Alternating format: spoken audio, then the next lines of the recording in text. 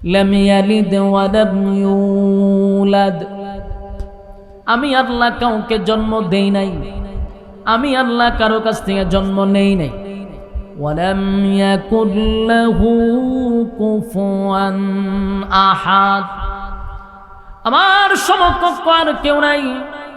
রব্বে কারীম বলেন আমি কারো কাছ থেকে জন্ম নেই নাই, কাউরে জন্ম দেই নাই, আমার সমকক্ষ সমতুল্য আর কেউ নাই। মন্ত্রী বাদশার দিকে তাকাইয়া বলে, বাদশাহ মনে মনে যে আনন্দ তুমি পাচ্ছ সেই আনন্দের কথা আমি বলি নাই, তোমারে তো আমি রবি মানি না। বাদশার মেজাজ তো পুরা গরম, শান্তি গরম হয়ে যায়। সারা জীবন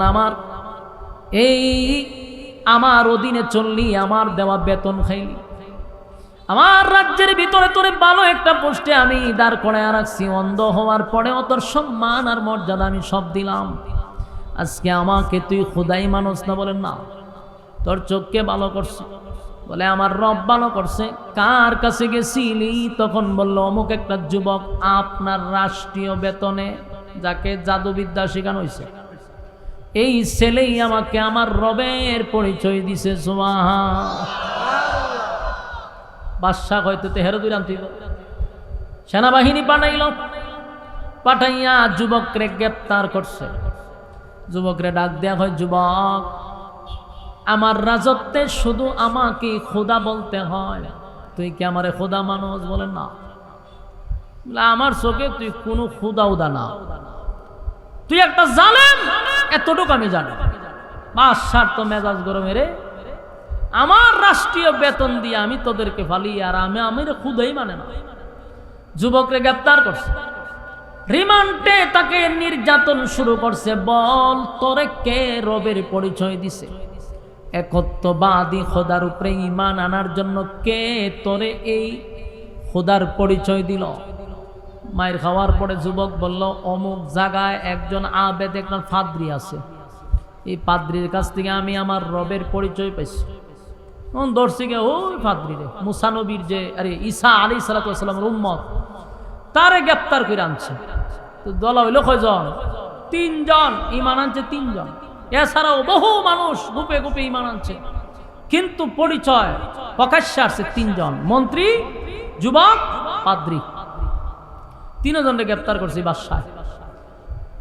এবার বাদশাহ বলে, মন্ত্রী তুমি আমার বেতনভুক্ত মন্ত্রী, আমার খাও আমার পড়ো, খোদার বেলায় আমারে মানো না কেন?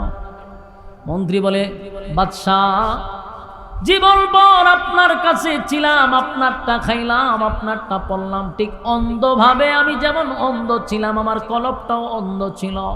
আপনাকে আমি খোদা মানছি, বিপদে পড়লে আপনার কাছে চাইছি, কিন্তু আমি আমার কোনোদিন মনের আশা পূর্ণ করতে পারি নাই।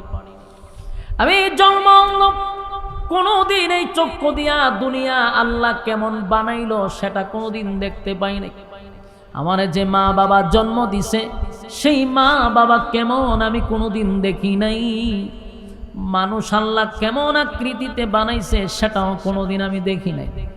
আমার আল্লাহ কেমন বানাইলো সেটাও আমি কোনোদিন দেখি নাই। আপনার কথায় উঠছি আর আপনার কথায় বসছি। আমার চোখ দুইটা নাই, আমি জানি আমার চোখ না থাকার কারণে আমি কত কষ্টে ছিলাম। এই পৃথিবী আল্লাহ এত সুন্দর করে বানাইছে, আমার যদি মালিক চোখ না দিত এই পৃথিবী কেমন আমি কোনোদিন দেখতে পারতাম না। কত ডাকলাম আপনারে খোদা বলে, কত ডাকলাম, কোনোদিন আমার কোনো উপকারে আপনি আসলেন না। এই বাদশাহ, এই যুবক যখন আমার রবের পরিচয় দিল, আমি আমার রবরে শুধু একবার আল্লাহ বলে ডাক দিছি, সুবহানাল্লাহ, আল্লাহ বলে ডাক দিল, সাথে সাথে আমার মালিক আমার চক্ষুটা ফিরাইয়া দিল। আমি এই পৃথিবীর সৌন্দর্য দেখতে পারলাম, আমি মানুষ কেমনে বানাইলো সেটাও দেখলাম, আমি আমার সব কিছু ফিরে পাইলাম। শুধু একদিন আল্লাহরে একবার ডাক দেওয়ার পরে যদি এমন নিয়ামত আমি পাই, সেদিন থেকে বুঝতে পারছি আপনি কোনো খোদা না। খোদা না মানলে মানুষকে শুলিতে ঝুলাইয়া আপনি হত্যা করেন। আপনি জালেম হতে পারেন কিন্তু খোদা হতে পারেন না। আর যিনি খোদা হয় তার মরণ নাই। বাদশারে তোর জন্ম আছে, তোর মরণ আছে, তোর ঘুম আছে, তোর খাওয়ান আছে, কথা হয় না? তোর ঘুম আছে, তোর খাওয়ান আছে, তোর মরণ আছে, তোর জীবন আছে, তোর জন্ম আছে, তুই আবার খোদা হস কেমনে? বলুন, আল্লাহর কি ঘুম আছে, আল্লাহর খাওয়ান আছে, আল্লাহর জীবন আছে, মরণ আছে, কথা হয় না? আল্লাহু লা ইলাহা ইল্লাহু আল হাইয়ুল কাইয়্যুম লা তাখুযুহু সিনাতুন ওয়ালা নাওম। আল্লাহ বলেন, আমি আল্লাহর যেমন খাওয়া নাই, ঘুম নাই, আমার তন্দ্রাও নাই। আল্লাহর ঘুম আসেনি? আল্লাহ ঘুমায় না, তন্দ্রাও নাই, খাওয়ানো নাই। আমার মালিক কারো কাছ থেকে জন্ম নেয় নাই, কাউরে জন্ম দেয় নাই। ওয়ালাম ইয়াকুল লাহু কুফুয়ান আহাদ, আল্লাহর সমকক্ষ সমতুল্য আর কেউ নাই। সুবহানাল্লাহ। এই তিন ব্যক্তি ঈমান আনছে একত্ববাদী খোদার উপরে, যার কোনো শরীক নাই, যার কোনো ইলাহ নাই। বাদশার চান্দি পোড়া গরম, বাদশায় টেনশনে আছে, সারা রাজত্ব আমি চালাই রে। এখন যদি গ্রামের মানুষ, গঞ্জের মানুষ, শহরে বন্দরের মানুষ শুনে আমি ছাড়া ও রব আছে, তাহলে আমার ক্ষুধাই শেষ হয়ে যাবে। তাই বাদশার চিন্তা হলো, এই তিনজনকে যদি আমি হত্যা করি তাহলে আমার রাজত্ব টিকে থাকবে, আমার খোদাই দাবি টিকে থাকবে। তাই তিনজনকে একত্রিত করে সুযোগ দিল, এখনো সময় আছে, তোমরা আমারে রব মানো, তাহলে তোমাদেরকে ছেড়ে দিব। মন্ত্রীরে প্রথম ধরে বলল, মন্ত্রী আমার খাইলি, আমার পড়লি, এবার তুই স্বীকার কর যে আমি তোর রব। মন্ত্রী কয়, আমি তোরে আর কোনোদিন খোদা হিসাবে মানতে পারবো না, কারণ আমি এতদিন দেখি নাই, এখন তোরে দেখছি। তোরে দেখলি বুঝা তুই একটা খারাপ শয়তান। তোরে যে শয়তান লারা সারা করে, এটা দেখলি বোঝা যায়। আমি তোরে কোনোদিন খোদা মানতে পারবো না, এতদিন অন্ধ ছিলাম, তোরে দেখি নাই, আজকে ভালো করে দেখলাম, খোদার কোনো কোয়ালিটি তোর মধ্যে পাওয়া যায় না, তুই জালেম। মেজাজ গরম হয়ে গেছে, মন্ত্রীরে গ্রেপ্তার কইরা পিছন দিয়া হাত বাইদা মাথার উপরে একটা করাত রাখছে। করাত চিনুননি? গাছ দেখাড়ে এই করাত মাথার উপরে রাখছে, আর বলল, কালেমা যদি না চারস, আমারে যদি রব না মানস, করাত দিয়া 2 ভাগ করব। যুবক ভাইরা, মুরব্বী বাবারা, আমি প্রথমেই বলেছিলাম ঈমান কারে কয়, ঈমান কারে কয়, ঈমান কারে কয়, একটু দিলের কান লাগায় শুনবেন। এদের ঈমানের পরীক্ষা, এদের ঈমানি পরীক্ষা কেমন ছিল গো, তাদের ঈমানি পরীক্ষা কেমন ছিল। এই জন্য আল্লাহ বলেন, আমিনু কামা আমানান নাস, তোমরা ঈমান আনো তাদের মতো, ঈমান আনো ওই মানুষদের মতো। ওই মানুষ বলতে কারা? হয় সাহাবায়ে কেরাম, আর না হয় আসিয়া হতে পারে, আব্দুল্লাহ বিন তামের হতে পারে, সাহাবায়ে কেরাম হতে পারে, কারণ তারা ঈমানের পরীক্ষা দিয়া উত্তীর্ণ হয়েছে। আল্লাহ বলেন, আমিনু কামা আমানান নাস, তোমরা ওই মানুষদের মতো ঈমান আনো। এক করাত মাথার উপরে রাইখা এক আল্লাহর উপরে ঈমান আইনা তারা করাতের নিচে মাথা দিয়া দিছে। বলুন, এই লোকটা কি জন্মগত ঈমানদার ছিল? তার বাবা কি ঈমানদার ছিল? না, সবে মাত্র ঈমান আনার পরে ঈমানের পরীক্ষা তার উপরে শুরু হয়ে গেছে। 99 নয়, 100 নাম্বার পাস করছে। সুবহান। আমার যুবক ভাইরা, এই যে আমি বক্তা সহ, আল্লাহ মাফ করুক, আপনাদের ব্যাপারে আমি জানি না, আমার ব্যাপারে বলি, আমার মাথার উপরে যদি করাত রাখে রে, আমার ঈমান টিকবো কিনা আল্লাহ ভালো জানে। এমন ভয়াবহ অবস্থা, কারণ যেই বাংলাদেশে করাত রাখার দরকার নাই, 5 টাকার রং সার কাছে ঈমান বিক্রি হয়। বাস্তব না বাস্তব? 5 টাকার রং সার কাছে ঈমান বিক্রি করে। একটা চেয়ারের জন্য আমি মৌলবি পর্যন্ত বিক্রি হয়ে যাই। বাস্তব না বাস্তব? একটা চেয়ার পাওয়ার জন্য আমি মৌলবি পর্যন্ত মানুষের কাছে বিক্রি হয়ে গেছি। আমাদের ঈমান এত দুর্বল হয়েছে, সাধারণ পাবলিকের উপরে আমার কোনো অভিযোগ নাই, আমরা হুজুররাই তো এখন যা শুরু করছি। হায় হায়, আমাদের জন্য বুকের উপর পাথরও রাখা লাগবে না, আমাদের মাথার উপরে করাতও রাখা লাগবে না। আমরা 5 টাকার রং চার কাছে ইমান বিক্রি করি। রং চা খাওয়াইলে হয় বুট আপনারে দিব, দুধ চা খাওয়াইলে হয় আপনারে দিব, রং কফি খাওয়াইলে হয় বুট আপনারে দিব। গুরু মার্কা গিয়া হয় দুধ চা খাওয়াইছে, তো গুরু মার্কারে হয় আপনারে বুট দিব। কিছুক্ষণ পরে ছাগল গেছে, ছাগল মার্কায় গিয়া হয় বুট কারে দিবি, তো সিদ্ধান্ত হয়েছে না হয়তো রং দুধ চা খাওয়া। ইচ্ছা মতো দুধ চা খাওয়াইছে, পরে ছাগল রে খাওয়াইছে, ছাগল মার্কা বুট আপনারে দিব। কিছুক্ষণ পরে মহিষ মার্কা গিয়া খাওয়াইছে কফি, এখন কি আর ছাগল আর গুরুরে বুট দিব? গেছে এখন কফি ওই যে বসে দিছে। তা আমাদের ইমান তো এই জায়গাতে থামছে।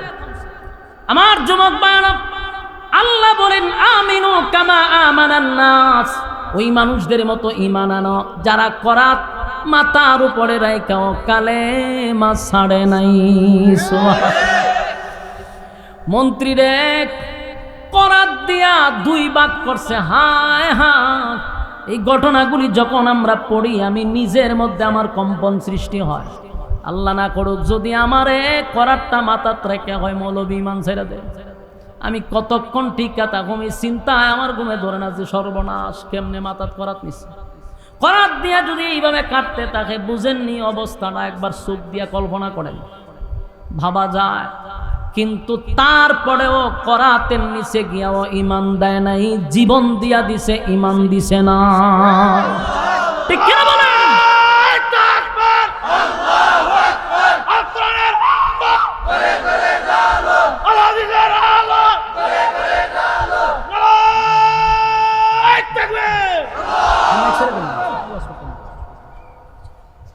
আমি করতাম ছেড়ে দিতাম না না না।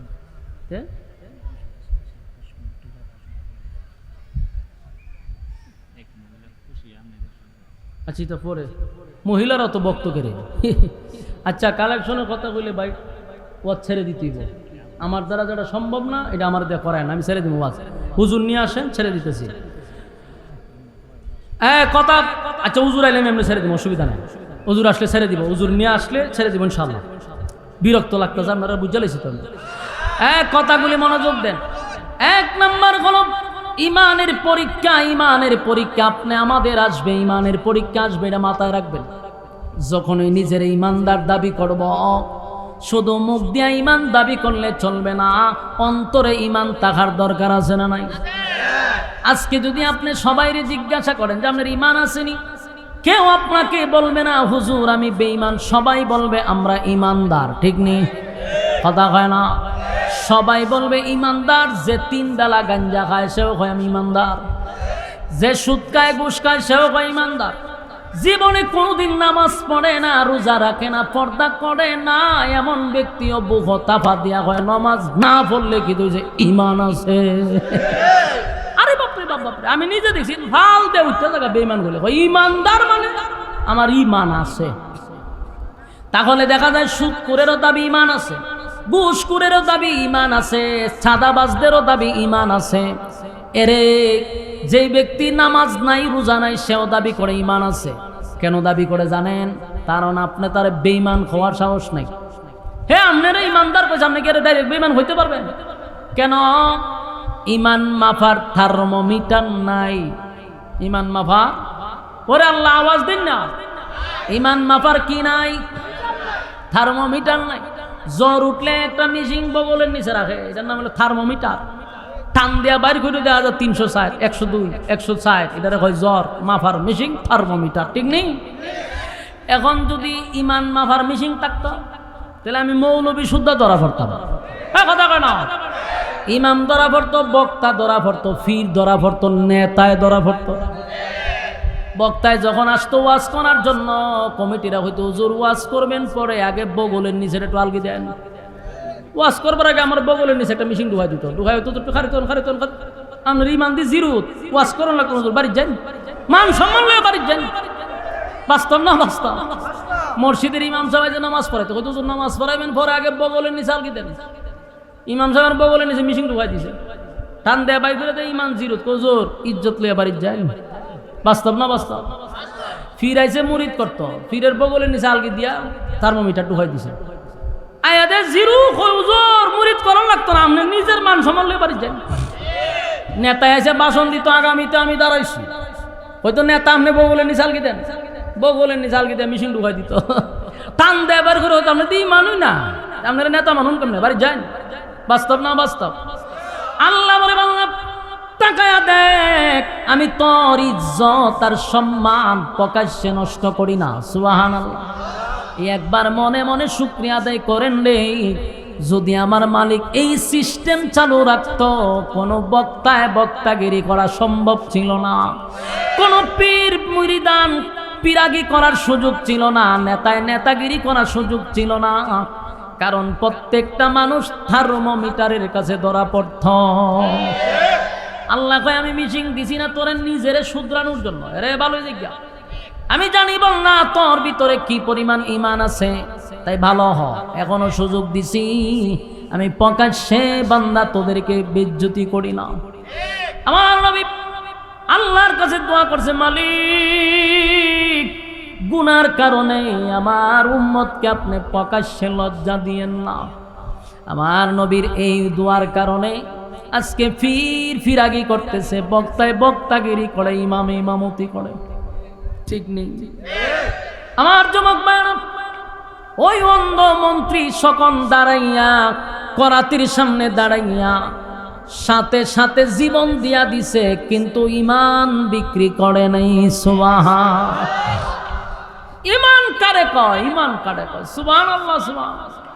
আল্লাহ বলেন আমিনু কামা আমানান নাস, তোমরা ইমান আনো ওই মানুষদের মতো।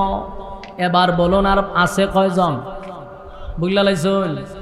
আপনার মনোযোগ নাই কিন্তু। একজনকে হত্যা করার পরে বলুন আর কয়জন আছে? দুইজন। একজন হলো ওই যুবক, আরেকটা হইল পাদ্রী। এবার যুবকের পাশে দাঁড় করাইয়া পাদ্রীরে ধরছে, হে পাদ্রী বল কালেমা ছাড়বি, আমারে খোদা মানবি, এখনই তোদেরকে ছেড়ে দিব। পাদ্রী কয় আমাকে, আমার কাছ থেকে ঈমান শিখলো এই যুবক, যুবকের কাছ থেকে ঈমান শিখলো এই বৃদ্ধ মন্ত্রী। মন্ত্রী করাত দিয়া জীবন দিয়া গেছে, ঈমান দেয় না, আমি কেমনে দিব? সুবহানাল্লাহ। পাদ্রী কেউ করাত দিয়া জিন্দা মানুষটারে করাত দিয়া দুই ভাগ করছে, কিন্তু এই পাদ্রীও ঈমান দেয় নাই, জীবন দিয়া দিছে। চিৎকার দিয়া কোন সুবহান। ঈমানের কত পাওয়ার, ঈমানের কত পাওয়ার গো। মুসলমানের ঘরে জন্ম নিয়া আমাদের ঈমান সকাল বিকাল কিন্তু বিক্রি হয়। আমরা সকাল বিকাল ঈমান বিক্রি করি।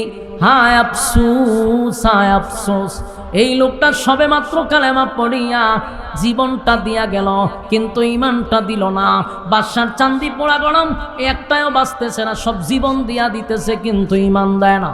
এবার ধরছে যুবকরে, এ যুবক, আমার টাকা দিয়া আমার রাষ্ট্রীয় খরচে তোর বরণ পোষণ করা হয়, জাদুবিদ্যা শিখাইলাম, আমার পরবর্তীতে জাদু বিদ্যা দিয়া তুই আমারে টিকায়া রাখবি, সেখানে তুই নাকি আমারে রবই মানস না।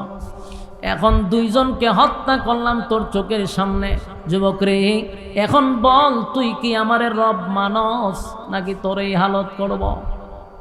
যুবক কয়, বাদশা আমি তো মনে করতাম তুই শুধু জালেম, কিন্তু এখন দেখি তুই একটা বলদ। তুই একটা বলে কেমনে? বলে আমি তোর বলদ কইছি।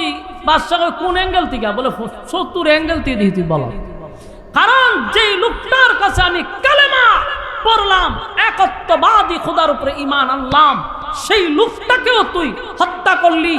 আর ওই লোকের কাছ থেকে ঈমান আনলাম আমি, আমার পরে আমি যার আমি কালেমা পড়াইলাম সেই মন্ত্রীকেও হত্যা করলে তুই, আমার পাদ্রীরেও হত্যা করলি তুই, দুইজনকে হত্যা করলি আমার কারণে।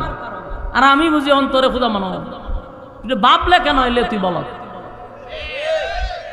মন্ত্রী বাদশার মেজাজ গেছে গরম, এখন না তোরে আমি প্রকাশ্যে মারব। কিভাবে মারব? প্রকাশ্যে মারব না, তোর লুগায় না, তোরে মানতে সামনে মারতেই। বাদশা বলল সেনাবাহিনীদেরকে, এরে ধর। ধরছে, ও বানছে, সবচেয়ে উচ্চ জায়গায় তারে উঠাইবি। যত উঁচা জায়গা আছে পাহাড়ের পাথরের পাহাড় তো উঁচা জায়গা উড়াইবি, ইগান থেকে ধাক্কা মাইরা নিচে ফেলাই দিবি, হ্যাঁ, যাতে ফইরা একেবারে বর্তা হয়ে যায়। আর তার মৃত্যু দেখে জনগণ যেন ভয় পায়, জীবনে যেন আর ক্ষুধা কেউ দাবি না করে। তার কথা অনুযায়ী এই যুবকরে সবচেয়ে উঁচু একটা স্থানে নিয়ে দাঁড় করাইছে। দাঁড় করে আত্মবাধা তো যুবকরে ওখান থেকে ধাক্কা মেরে ফেলাইব। সেনাবাহিনীটা নামে লেউ ফুটছে। যুবকে করছে কি, আল্লাহর কাছে দোয়া করছে, আল্লাহ মৃত্যু তো আমাকে বরণ করতেই হবে, আমি দুনিয়াতে থাকবো না এটা আমি জানি, চলে যেতেই হবে, তবে আমার একটু সময় দেন আল্লাহ, আপনি আমারে হেফাজত করেন, এই জালেমদেরকে আপনি ধ্বংস করেন। সুবহানাল্লাহ। এই কথা বলার সাথে সাথে পাহাড়ের মধ্যে ভূমিকম্প শুরু হয়েছে। কিটা শুরু হয়েছে? ভূমিকম্প শুরু হয়েছে। আপনারা কি মনে করতেছেন যে হুজুরে কিচ্ছা হইতেছে? এটা সূরা বুরুজের তাফসীর আছে, আপনি বাংলাতে ঘুরে নিয়ে, একটা কথাও কোনো বাবার গিচ্ছাও না, দাদার গিচ্ছাও না, এটা ডাইরেক্টলি কোরআনে ঘটনাগুলি আছে। আমার কথাগুলি মনোযোগ দিয়ে শুনেন। বাদশাহ যখন তারে উঠাইল বিশাল এক পাহাড়ের উপরে, পাথরের পাহাড়, নিচেও পাথর, কিন্তু আল্লাহ শুরু করে দিয়েছে ভূমিকম্প। কি কম্প? পাহাড়ের মধ্যে ভূমিকম্প শুরু করলো। ভূমিকম্পের কাঁপনিতে বাদশার যত বাহিনী আছে সব নিচে পড়ছে, ডিগবাজি দিয়া। নিচে পড়া মাত্রই বর্তা হয়ে গেছে, একবারে হমানে শেষ। কিন্তু যুবক পড়ে নাই, যুবককে আল্লাহ বাঁচাইছে। যুবক সুস্থ অবস্থায় পাহাড় থেকে লাইমা বাদশার সামনে হারিয়ে হয়। কি অবস্থা ভালো নেই। বাদশাহ কতক্ষণ চাই হয়, কিরে ঘটনা কিতা, আমার বাহিনী কো, ওই পাহাড়ের নিচে গিয়ে দেখ, পাহাড়ের নিচে গিয়ে দেখ, সব বাহিনী বর্ত হয়ে গেছে, নাক মুখ হাত পাও সব বইতে গেছে, সব মরে গেছে। বাদশাহ ঘটনা কিতা, তোরা না আত্ম বান্ধে উঠাইলা, বাহিনী মরার তো কথা না, তুই মরার কথা। হুনছত না ভূমিকম্প দিয়েছে? বলে হ, এই ভূমিকম্পতে সব শেষ। বাদশার ভিতরে একটা ভয় আমায় গেছে, রিয়ারি সর্বনা, এই ভুয়া তো সাধারণ ভুয়া না। বাদশাহ কয়, যুবক বুঝতে পারছি তুই যে আমার জাদুঘরের কাছ থেকে জাদু শিখছস, এই জাদু দিয়ে নিয়ে কাম করতেছ। দেখেন কত বড় বাটপা। কয় আমার রাষ্ট্রীয় টাকায় জাদু শিক্ষা, এখন জাদু দিয়া সব মারতেছ। যুবক কয়, আমি সত্তার কসম করে কই, কোনো জাদু বিদ্যা আমি আদৌ তো শিখি নাই, তোর হাত দিয়ে যা শিখাইছি তা আমি আদৌ রাখি নাই, আমি তো শিখার উদ্দেশ্য না।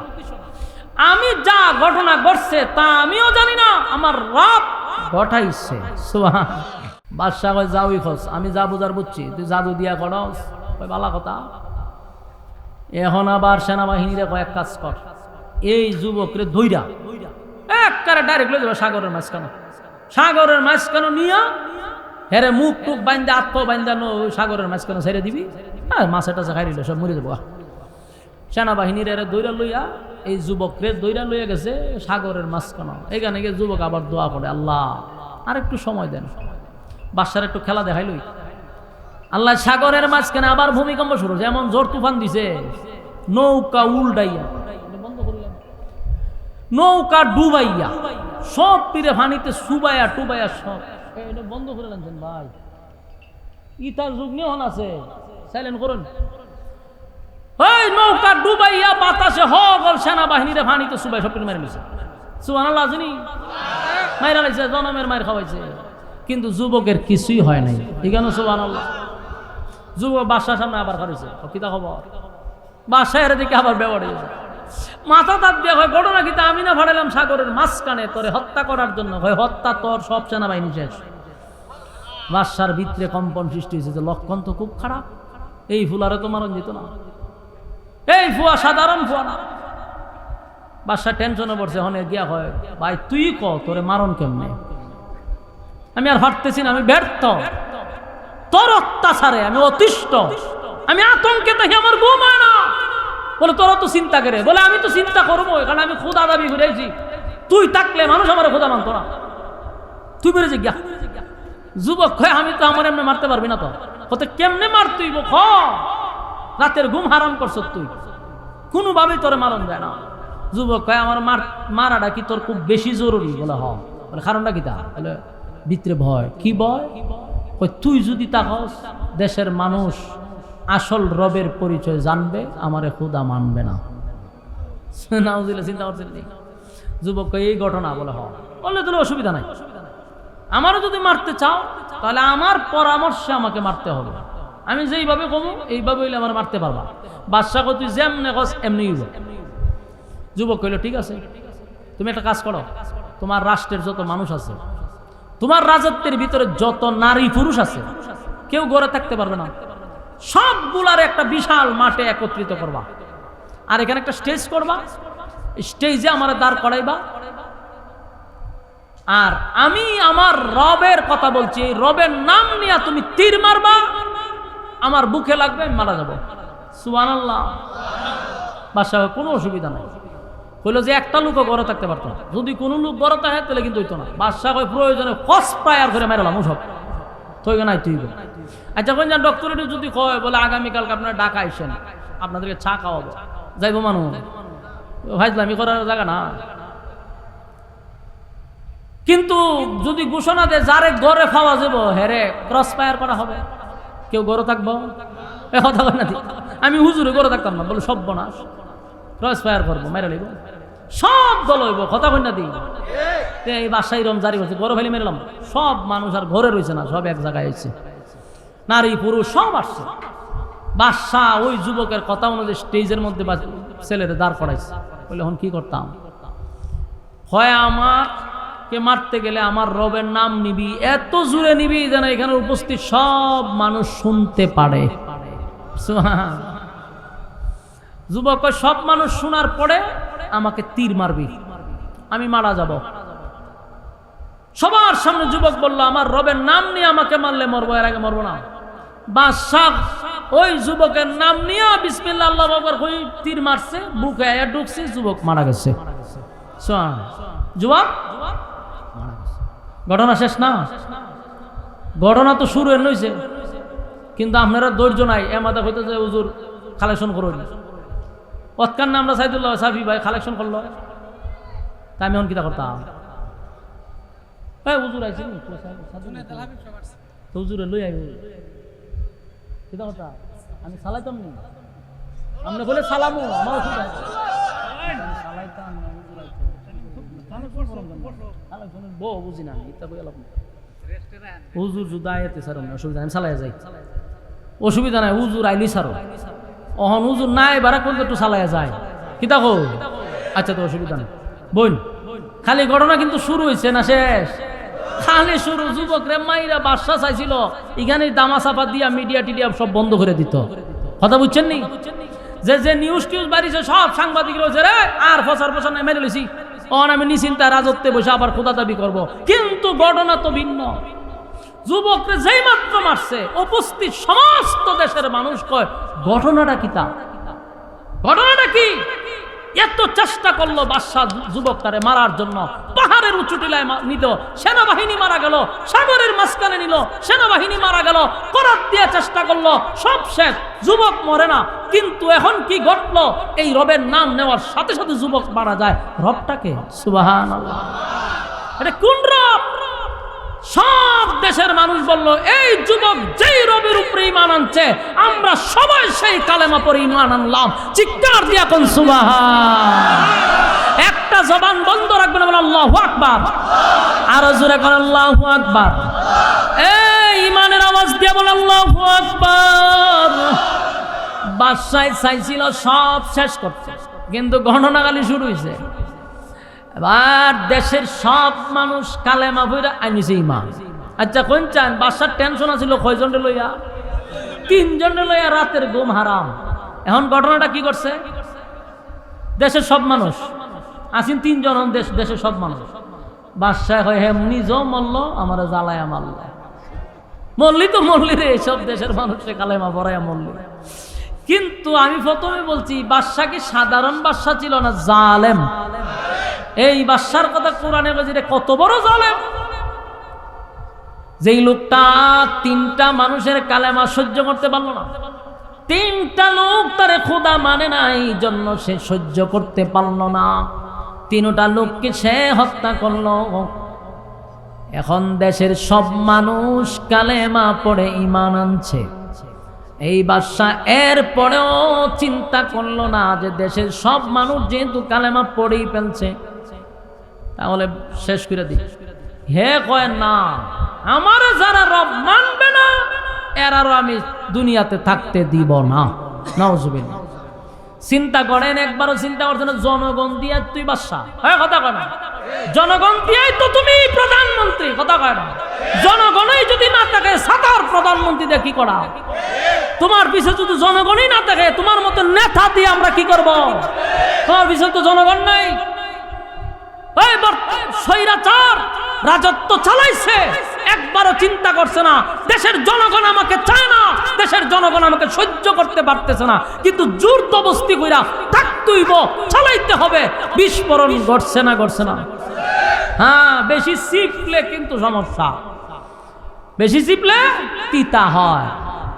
বেশি চিপবেন না, অল্প চিপাতে খেয়ালান, কিন্তু জনের চিপতে তাক চিপতে তো রস আর মিডা হইতো না, এটা তিতা হইব।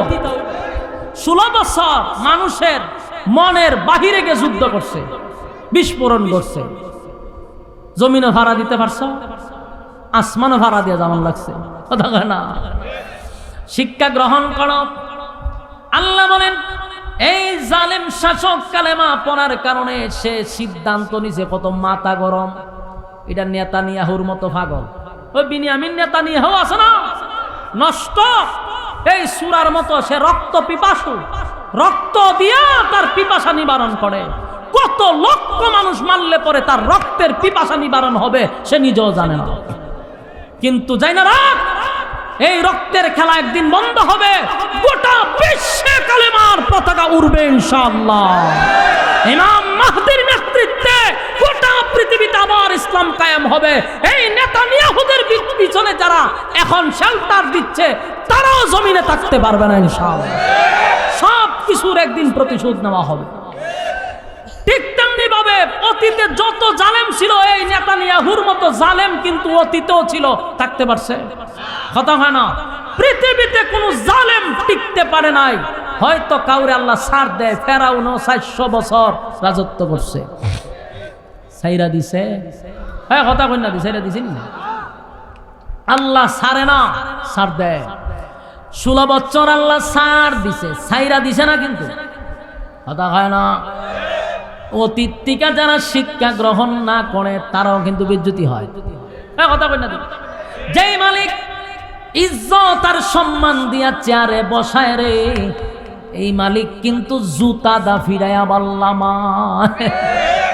তাই চেয়ারে বৈশা গেলে বুঝ জানিও না যে এটা আমি পাইছি, আর এখানে বৈশা ক্ষমতার অপব্যবহার করো না। কারণ যেই চেয়ারে আল্লাহ সম্মান দিয়া বসাইছে সেখান থেকে আবার লামাইতে পারে কিনা?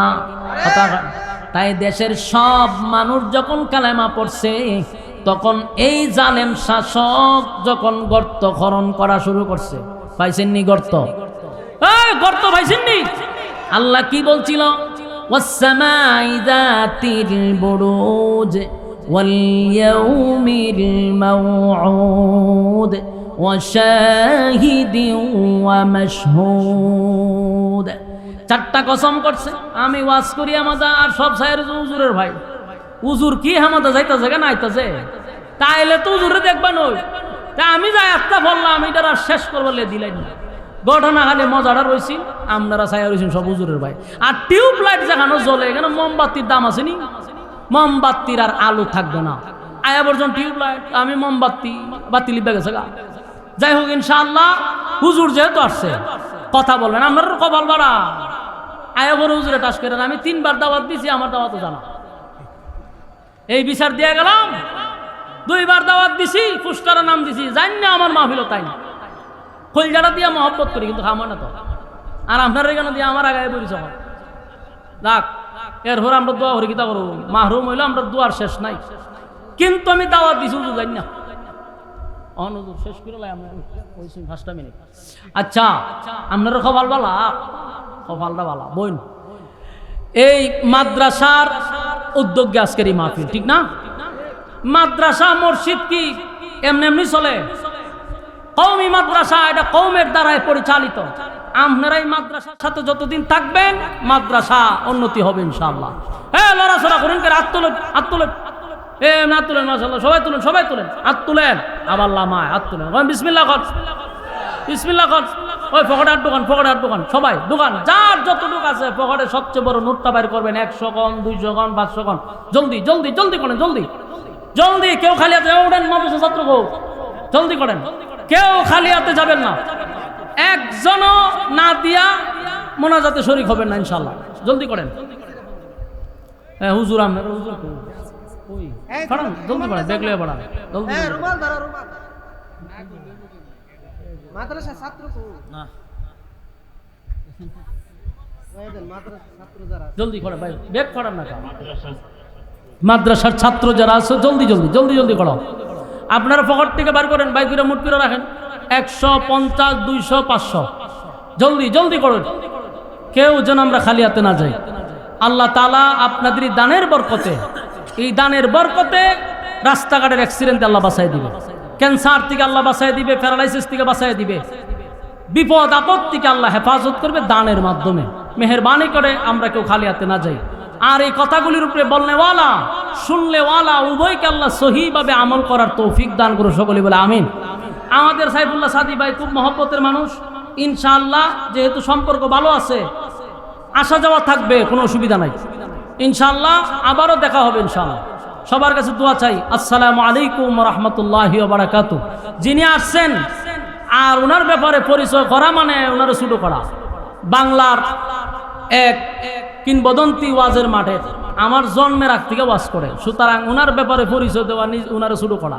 বসেন, ইনশাআল্লাহ হুজুরের গুরুত্বপূর্ণ আলোচনা আমরা সহ শুনবো ইনশাআল্লাহ।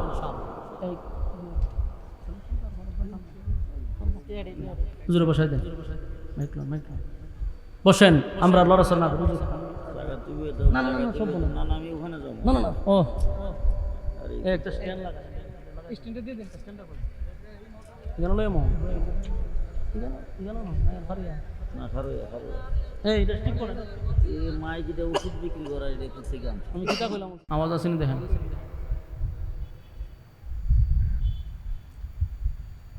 মেহেরবানি করে আমরা বসে যাই, বেহুদা সময় নষ্ট না করি।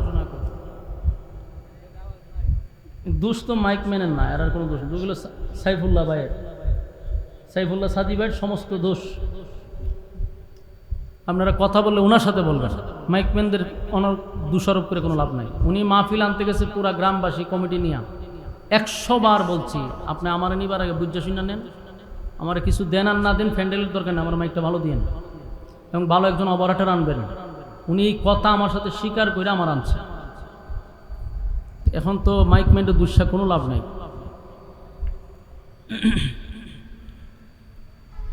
সম্মানিত সুধী, আমরা বসে যাই, সমস্যা নাই, যতটুকু আওয়াজ আছে হয়তো বেশি লম্বা করার কথা ছিল, অল্প সময় বয়ান শেষ করে দেব ইনশাআল্লাহ। আমি যতটুকু পারি খুব তাড়াতাড়ি বয়ান শেষ করবো, আপনারা বসে যান, লম্বা সময় নেওয়ার কোনো সুযোগ নাই। বয়ানের মোট নষ্ট হয়ে গেছে, কথা বলার যে একটা মুড থাকে এটা নষ্ট হয়ে গেছে। মেহেরবানি করে আমরা আর রাস্তাঘাটে ঘোরাঘুরি না করি। যারা দাঁড়ায় আছেন, আমি মনে করি পর্যাপ্ত পরিমাণ জায়গা এখনো ফ্যান্ডেলে আছে, চাইলে বসে যেতে পারেন।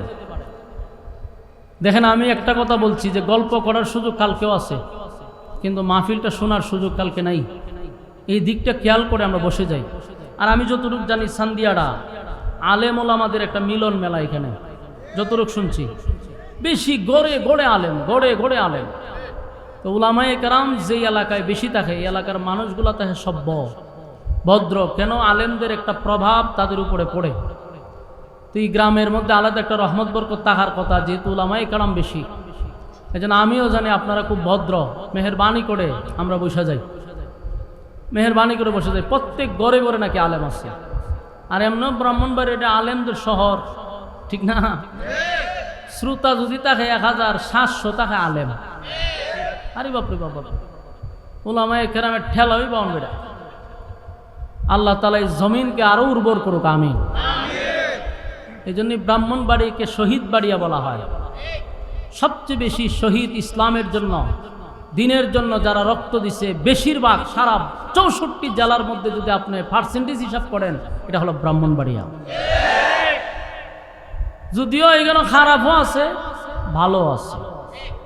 যেখানে ফেরাউন তাকে আল্লাহ এখানে মুসারে ফাড়ায়, ঠিক নেই? যত হুক্কুর হাক্কুর আছে সব বাউন্ডেরা। আবার প্রতিবাদ, আলেম ওলামাদের প্রতিবাদও বাউন্ডেরা। আল্লাহ যেখানে, আমি যে আগে জানতাম তেন না আপনার ফ্রেন্ডের ফোন তো আমি আইতে পারতাম, আমি চোখ দেখি না, এইভাবে অভ্যস্ত হয়ে গেছি। এমন হঠাৎ করে দেখছি, তাহলে আমি কি চিনব? বাদশার এই মন্ত্রীরে একজনে নিয়ে আসছে। বাদশা তখন ওই মন্ত্রী তো সব দেখে, এখন আইসা যখন মন্ত্রী সবাই বসছে, তো বাদশার নজর পড়ছে মন্ত্রীর উপরে। কারণ একটা জিনিস খেয়াল করবেন, যারা অন্ধ এরার বাচন ভঙ্গিতে হ্যাঁ ভিন্ন, হারিয়ে থাকলে চিন্তা করে, ঠিক নেই? এক জাত কাটলে চিন্তা করে, ধরে কিতা করে কিতা না, এটা এর একটা অভ্যাস। তে মন্ত্রী তো আগে ইতি করতো, এখন দিয়ে সুন্দরভাবে বইয়া ব্যাট বেড়ায় বাসার ভাই চাই রয়েছে। বাসায় এনতে বইয়া চিন্তা হলো ঘটনা কি তারে, মন্ত্রী বাবা আমার ভাই চায়, চোখ পাইল কো। বাদশার আশ্চর্য লাগলো, এই বাবা চাই কেন? হ্যাঁ মন্ত্রী, মন্ত্রী কয় জি বলেন। তখন হেরে ডাক দেয়, মন্ত্রী আনছে তো চোখু দেহ কেমন, তুমি তো অন্ধ ছিলা, বলে হন সব দেখি, আমি সব দেখতেছি, আপনারও দেখি। তোমার চোখ ভালো হইলো কেমনে? আমার রব ভালো করছে। বাদশা মনে করছে যে আমার কত ঠিক হয়েছে, বাদশা কইতে আমি যে বালা করছি এটা এইভাবে কইলে কেন, আমার আগে জানাইতি সারা দেশের মানুষ একখানো কইরা এরপরে তোরে বসাইয়া খুয়াইতাম, এই আমাদের একলা কইয়া লাভ আছে, আমি যে তোর চোখ বালা করছি এটা তুই সবার সামনে কইতে হইবে। মন্ত্রী কয়ে রে তুই কোনো খুদাও দানা, তুই যে বাটপারি ঘুরে চলতা যাস, এটা তো মানুষে জানে না, তোরে মানুষে খুদা কয়, তোর মধ্যে খুদার কোনো কোয়ালিটি আছে? যিনি আমাকে চোখ দান করছেন তিনি হলেন আমার রব, যিনি আসমান জমিন সৃষ্টি করছে, যার কোনো শরীক নাই, যিনি কারো কাছ থেকে জন্ম নেয় না, যিনি কাউকে জন্ম দেয় না। আল্লাহ কি কারো কাছ থেকে জন্ম নেয়? কাউরে জন্ম দেয় না। আল্লাহ নিজে বলছেন